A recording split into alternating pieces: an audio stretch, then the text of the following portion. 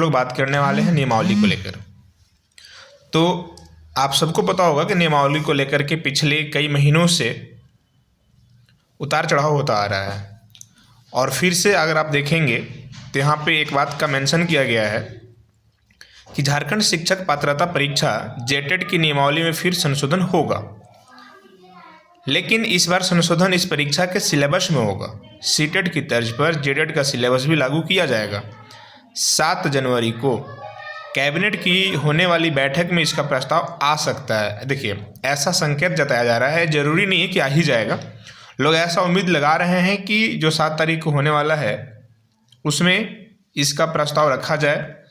ठीक है, फिर आगे लिखा है कि सिलेबस में संशोधन होने के बाद प्राथमिक कक्षा 1 से 5 के लिए और उच्च प्राथमिक कक्षा 6 से 8 के लिए 2 घंटा 30 मिनट की परीक्षा होगी। साथ ही अब सभी विषय में अलग अलग उत्तीर्ण होने की आवश्यकता नहीं होगी। आप सबको पता होगा कि पहले क्या था कि सब्जेक्ट वाइज अलग अलग इंडिविजुअली जो था क्वालिफाई करना था, लेकिन अब ऐसा नहीं है।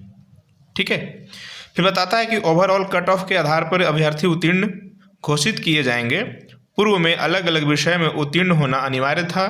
इस परीक्षा में सामान्य जाति अभ्यर्थियों के लिए न्यूनतम 60%, अनुसूचित जाति तथा अनुसूचित जनजाति के लिए 50%, अत्यंत पिछड़ा वर्ग तथा पिछड़ा वर्ग आर्थिक रूप से कमजोर वर्ग के लिए 55% अंक लाना अनिवार्य होगा।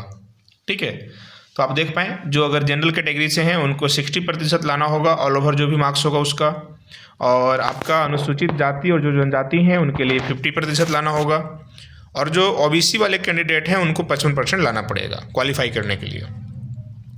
लेकिन अभी भी वो समस्या का समाधान नहीं हुआ है। समस्या अभी भी वही चल रहा है कि कक्षा 1 से 5वीं की जेटेट परीक्षा में 12वीं तथा कक्षा 6 से 8 की परीक्षा में स्नातक स्तर प्रश्न पूछे जाएंगे। पिछले बार जो 2-4 महीना पहले जो कहानी आया था उसमें भी कुछ यही था, और यही संशय बना हुआ भी था। फिर से कुछ वैसा ही देखने को मिल रहा है। अब आगे क्या होगा ये देखने की बात है, और विशेष ये मालूम चलेगा हम लोग को इस बार का जो कैबिनेट बैठक होने वाला है उसमें क्या होता है नया बदलाव, उसके बाद हम लोग फिर से बात करेंगे।